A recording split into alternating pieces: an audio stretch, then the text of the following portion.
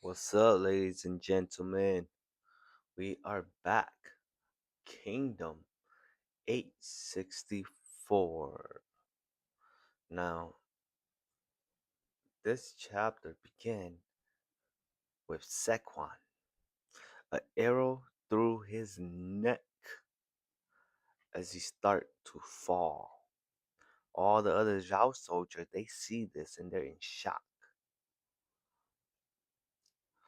From to the distance from where to Sequan's house, his son, you can see his son drawing a bow and practicing with the bow, but he kind of sensed that something has gone wrong, and he kind of frowned. You could see it on his face. Sequan, laying on the ground, he stares into to the sky. It's like he could hear the heaven or something, and he started to chuckle. And then he died. Yep, the first 10 bow, the number 110 bow died like that by Jin's arrow through the neck. Although, truth be told, he was a pretty strong opponent.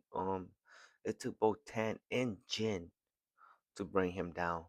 And on top of that, I feel like Jin only won because he got distracted.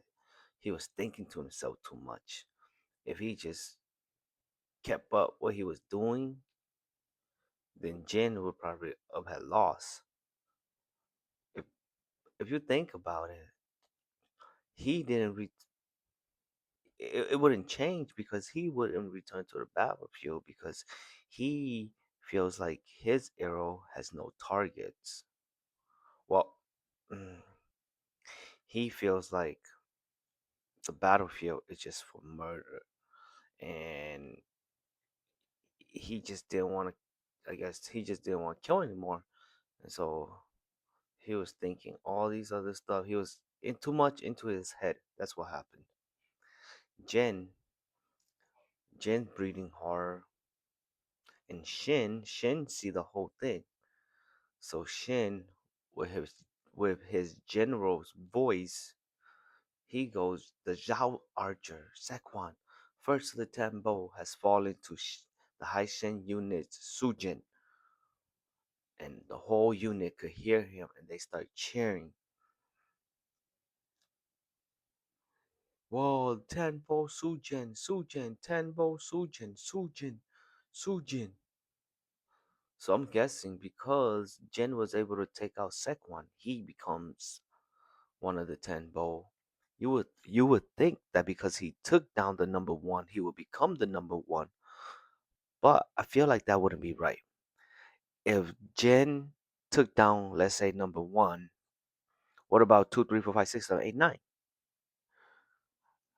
Now, because he took down number one, the whole list basically dropped. Number two become number one, number three become number two. Jen, he entered the 10 bowl, so he become number 10. That's how I feel like it. Once he become the 10 bowl.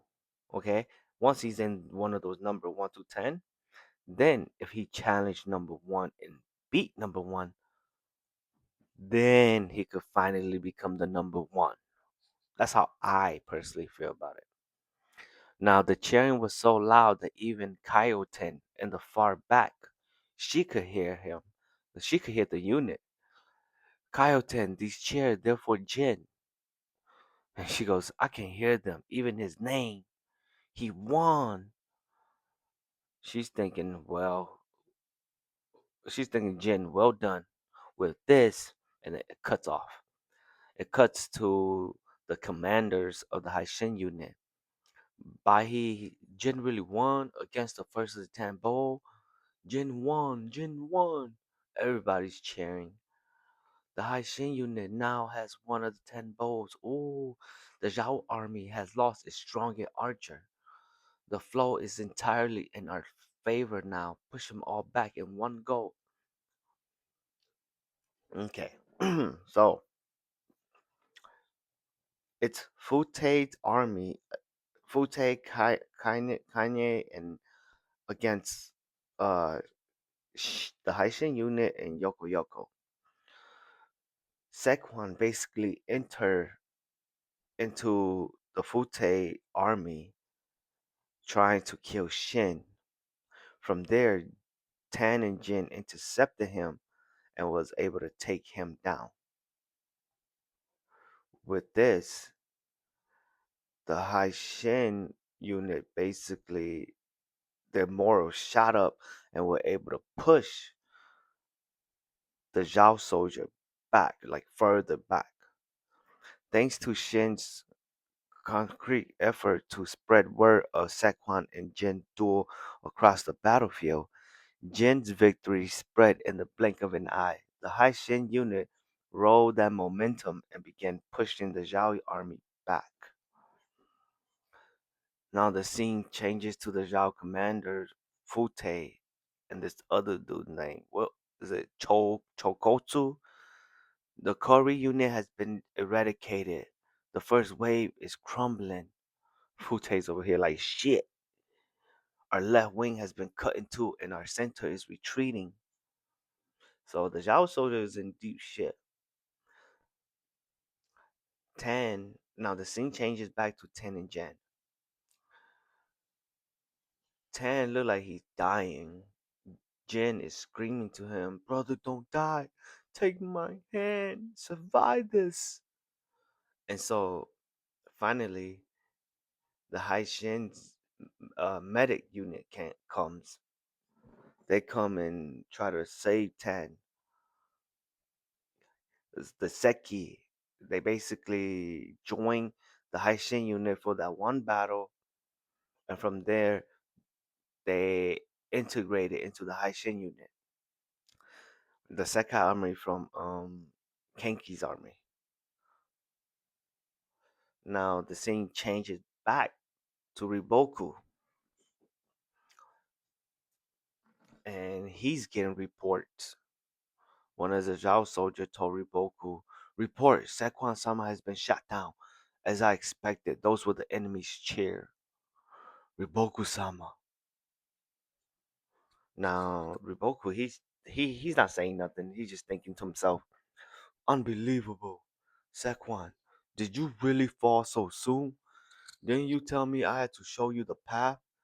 And the one to fell him was the Haishin unit yet again. It's regrettable, but Great General Yotana's defeat early on is still a great boon to us. Yes, that's true. That's right. He even took down Yotana, but they still stopped him. So Riboku, he's he's thinking to himself like, okay, Sekwan, when he went recruits for Sekwan, Sekwan told him the same thing Hoken told him to show him the path. And so Riboku was like, "You wanted me to show you the path, but you already died? You're trash, my bro." And so he's still thinking to himself, how troublesome, or rather, I can't call them that anymore. Within the Queen army, they're already a more than formidable force. And then the others with comparable strength, the Gakaku and the Gyoku, the Gyoho,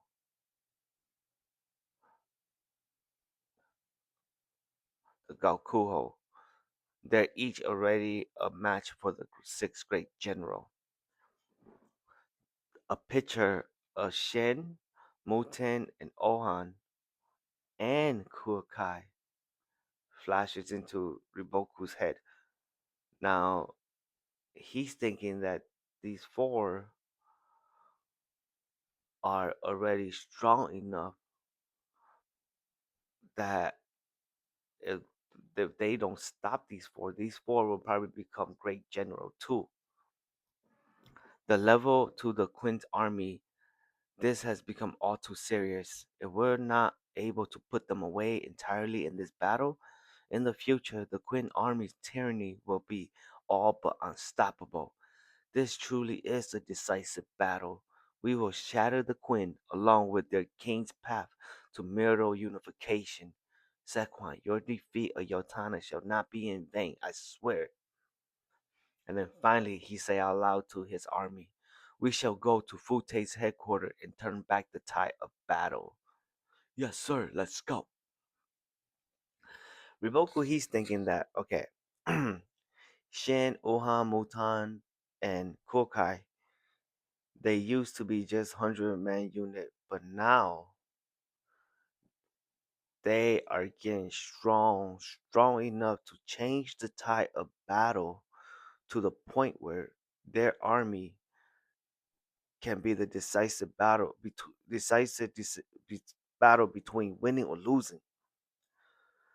And so Riboku saying that they need to stop the Queen now because if they don't and these four grows stronger, they will become sixth grade general. And because of that, they're gonna go back, reinforce Futain them against the Haishin unit to try to push the Haishin unit back again. Because of Sequan's death, the Haishin unit were able to push pretty far in towards the Zhao territories. Now we get an overlay of the battlefield. The first day of the Great Qin Zhao War saw the battlefield develop as follows. In the south, the Yotana army, absent their great general, was greatly pushed back. Furthermore, Muten and the Gakuka,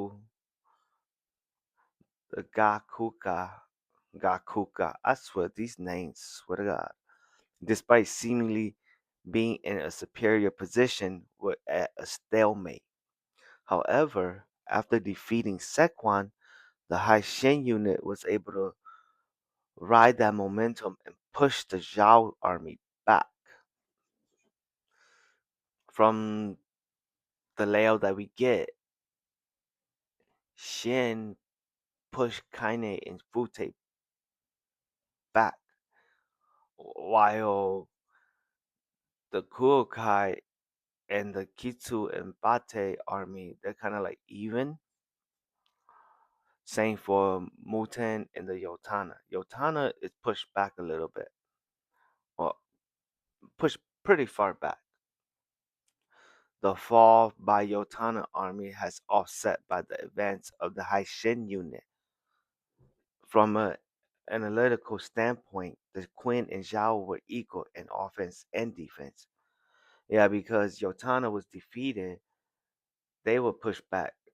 But because Sequan was also defeated, the Zhao was pushed back. So right now, they're kind of dead even. In other words, which side would take the advantage on the first day came down to the army of the north, and the fighting just north of the Haishin unit was the 60,000 strong army. Rokuomi army. It changed, the scene changed to the Rokuomi's army, and they're fighting against well, of course, they're fighting against the Zhao, but Rokuomi, you're the leader of this whole army. You're out too far. Get back to headquarters. He goes, I'm barely out at all. And then he gets a report. The Yukoku army is struggling beyond these mountains to the right. And then he gets another report. The Kano army is collapsing past these mountains on the left.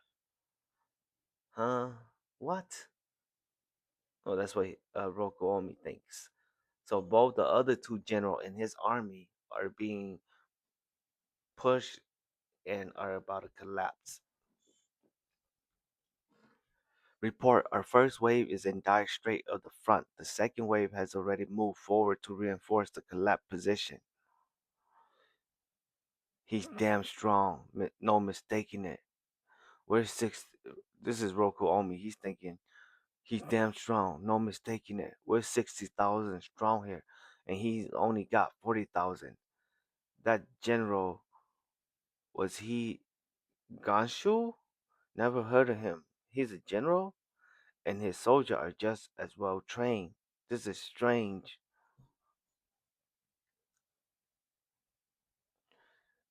So Rokyomi thinks that because they have 60,000 against the Zhao's 40,000, they don't understand why they're getting beat. And this new general that they're fighting against, Ganshu, they never heard of him. The scene changes to Ganshu. He's he's a big dude with a tattoo, a C on his face, on his forehead. And, he has a little beard, like all of them do. These troops, where have they been hiding up till now?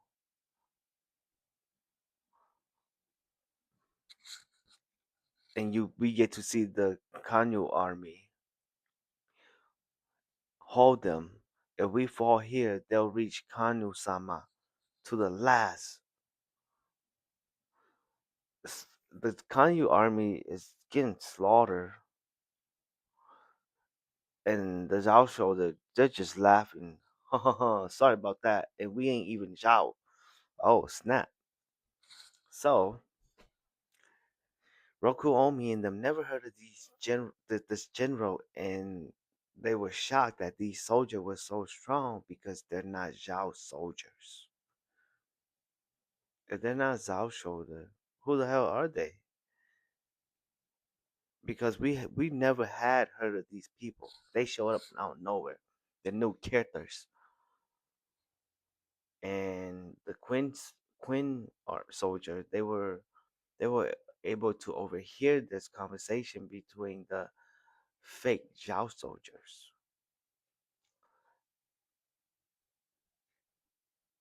And they're wondering to themselves, where if they're not Zhao, then where the hell did they come from? Who are they? It switches back to Rokuomi, or it switches to the Yukoku army. The first wave is having trouble reforming rank. One wing has collapsed entirely. The second wave is sending reinforcement. How is this enemy so strong? We never even heard of them before. Does Zhao have another hidden army? Ryukoku Sama. And he was like, so he gets a report. And the messenger goes, it's nothing big, but there's some things I noticed. The enemy commander have an accent to them. It's definitely not from Zhao. It's a it's an it's an Eastern accent. Okay, the the Rokyu Omi army, they were basically getting whooped by these unknown general and soldier. The Queen soldier hears that the soldier, they sound different. They have like an Eastern accent, and they don't sound like Zhao soldier. On top of that, they also hear these pretend Zhao soldier saying that they're not even Zhao. They gave the report. The Queen soldier reported to Ryukoku that, and the scene changes to these three generals. They're riding this carriage. Vice Commander Ryben, the battlefield should be do be the battlefield should do be something else, don't it, General Gon? And we see another general, Vice Commander Shiketsu Sho. Even the soldiers are enjoying the slaughter. Finally, we see. We already saw General Gaban, but yeah, it seems it was worth coming all the way out here, even if we had to stage a revolt. Sorry about that, King Oken. King Oken.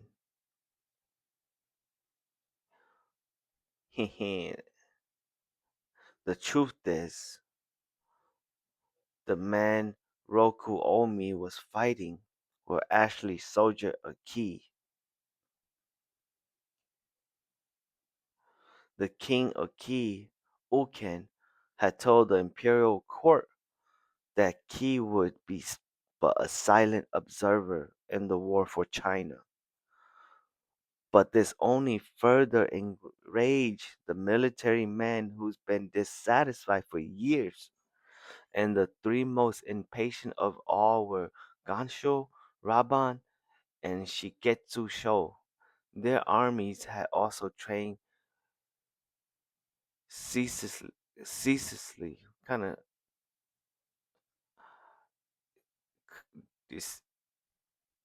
tirelessly. You guys are spelling that wrong. But with no opportunity to display their might, they were on the verge of exploding. Riboku took advantage of this and invited Ganshu and his men to retreat. To treat, all three agreed to join the war without a moment's hesitation. Zhao obviously compensated the soldier generously, but they were setting off to war knowing they were committing treason. Nevertheless, an army totaling 15,000 soldiers set out of Kui. Adding to the 25,000 Zhao, they become an army of 40,000 strong. But the main force were undeniably the powerful volunteer soldier from Qi.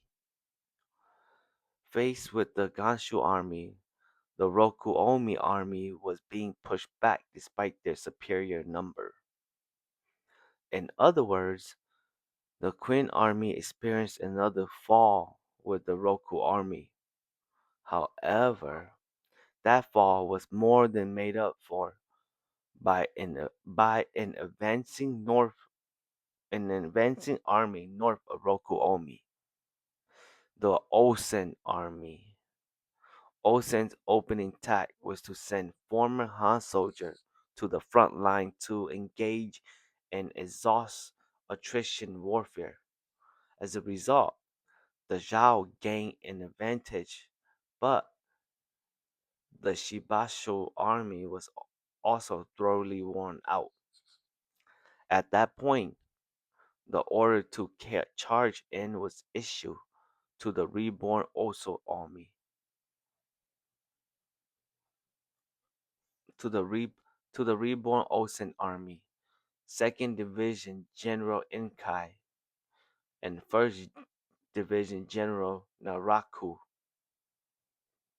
in the chapter. All right. Let's summarize this real quick. The chapter began with Saquon being defeated by Jin with an arrow through his neck. Shin, he saw the whole thing. He screamed out for Jin's victory. And because of that, the High Shin unit basically got a boost in morale and were able to push the Fute army back. But on the other hand, because of Yotana's defeat, the Zhao soldiers, the Zhao army, who they were fighting, were able to push the Yotana army back. Those two, because of those two army, all those two battlefield, the Queen and Zhao were basically at a standstill. From there, up north from the Haishin unit, with the Rokuomi's army, even though they had 20,000 more soldiers than the Zhao, they were being dominated because 15,000 of them were from the Qi army, who basically rebelled from their king because the king did not want to join in the fight. And these three generals, the bloodthirsty warriors who want to fight, but because their king tells them, "No, we're not gonna fight. We're just gonna watch," they were all butthurt. Riboku sensed this, treated them to some food, and then were able to persuade them to join the Zhao against the Queen. And of course, Riboku paid them good money. So from there, they were able to push the Roku Omi back, making the Zhao ahead of the Queen. But on top of that battlefield, on top of Roku Omi's battlefield, north of that, were the Osen army. Osen army were were a lot stronger than before because they had these two new commander. Well, technically three, but we only met two so far. Well, we met all three, but we only see two that they talk about in this chapter. Naraku, who is the first division, which replaced Maku, and Anki, the second division general. They were able to push the Shibasho army back because Osen sent the Han in to fight the Shobashu army to basically drain their stamina. And while they were all drained, he sent in his main two division to try to wipe them out. Because of the Osen army, the battlefield is now kind of balanced out again. Because plus one Osen, plus one Shin, and then -1 Yotana, and -1 the Roku army. So basically, they're dead even in a chapter. That was the summary of this chapter. Sorry, we're a little late. Been a little busy working a little bit too much. But I will come with Kingdom 865 tomorrow. All right.